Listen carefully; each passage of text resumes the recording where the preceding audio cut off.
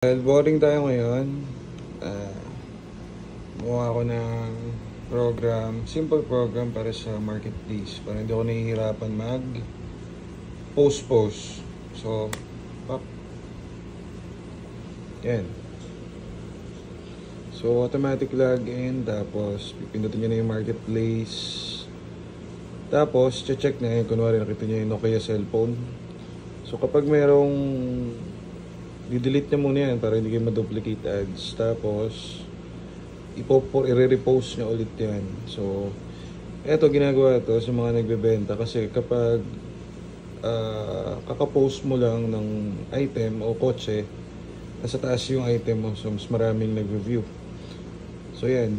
Pati groups, pinipili niya. Tapos, automated yan hanggang dulo. Tapos, mag-check naman yan doon sa may nagkaka-error ako dito sa yan. So check nyo muna kung merong 2016 Toyota CR-V, sample lang yan. So pag nakita nyo na walang nakapost, automatic siya magpo-post na.